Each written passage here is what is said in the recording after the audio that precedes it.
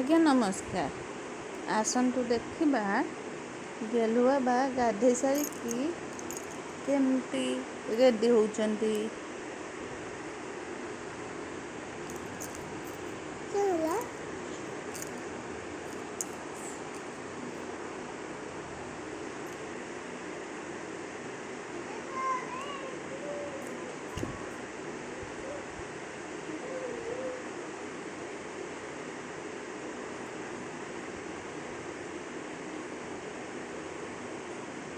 ଗୋଟେ ମା ପାଇଁ ତ ତା ଛୁଆ ପାଇଁ ଛୁଆର ସବୁ କାମ କରିବା ସବୁଠୁ ବହୁତ ବଡ଼ ଦାୟିତ୍ୱ ହେଇଥାଏ ନା। ସେଥିପାଇଁ ତାକୁ ଗାଧୋଇ ଦେବା, ରେଡ଼ି କରେଇବା, ଖୁଆଇବା।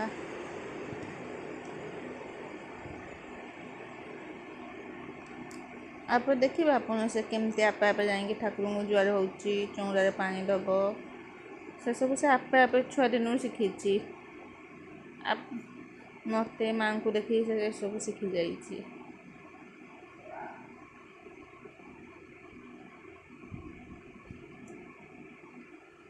ଛୋଟ ଛୁଆ ଯାହା ଦେଖିବେ ସେଇଆ ଶିଖିବେ।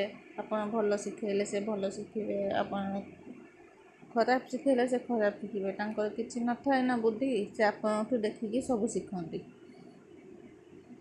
ଯାହା ଦେଖିବେ ସେଇଆ ଶିଖିବେ ସେମାନେ।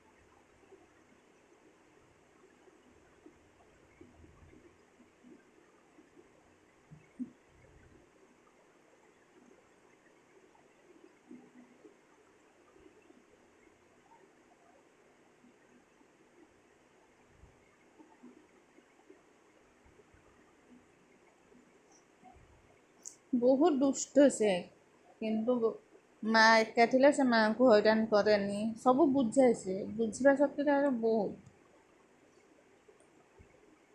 ଛୋଟ ଛୁଆ ଦୁଷ୍ଟ ତ ହେବେ।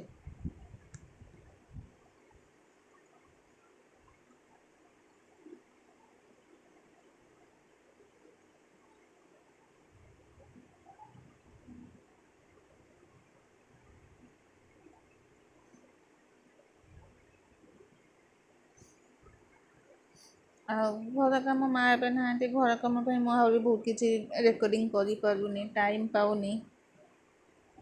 ଆଗକୁ ମା ଆସିଲେ ଆପଣ ଦେଖିବେ ଗେଲ ବାବା କେମିତି ନିଜେ ଖାଆନ୍ତି, ଖେଳନ୍ତି ତାଙ୍କ ସାଙ୍ଗମାନଙ୍କ ସାଙ୍ଗରେ। ନିଜ କାମ ନିଜେ ପ୍ରାୟ ସେ ସବୁ କରିଦିଅନ୍ତି। ପାଠ ବି ଭଲ ମନେ ରଖନ୍ତି। ପାଠ ମନେ ରଖିବା ପାଇଁ ତାକୁ ଇଜି ଟ୍ରିକ୍ ମୁଁ ଆପଣଙ୍କୁ ଆଗକୁ ବତେଇବି। ଗେଲୁ ବାବା ଯେମିତି ମନେ ରଖନ୍ତି, ସେ ଯେମିତି ବୁଝେ, ଆପଣଙ୍କୁ ବି ସେମିତି କହିଦେବେ। ଆପଣ ପିଲାମାନଙ୍କୁ କେମିତି ବୁଝେଇଦେବେ।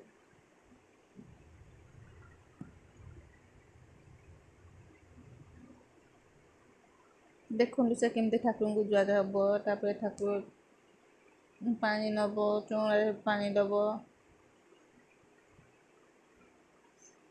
ଏଇଟା ତା ନିତିଦିନ କାମ। ସକାଳୁ ଉଠିକି ସେ ଗାଧୋଇ ପାଧୋଇ ଏଇଟା ଆଗେ କରିବ। ଏବେ ତ ସ୍କୁଲ ନା, ସ୍କୁଲ ଛୁଟି, ସେଥିପାଇଁ ଟିକେ ଜଲ୍ଦି ଲେଟ୍ ହେଇଯାଉଛି ତାର ଉଠିବା।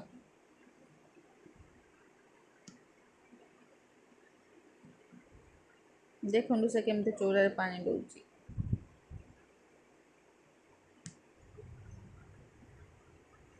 କଳସୀରେ ପାଣି ଦେବ ବୋଲି ତା ହାତ ପାଉନି, ସେଠି ଚଢ଼ିକି ପାଣି ଦେଉଛି। ସେ ଦେଖିଛି। ଏବେ ଦେଖନ୍ତୁ କେମିତି ସେ ଖାଇବ, ନିଜେ ଖାଉଛି।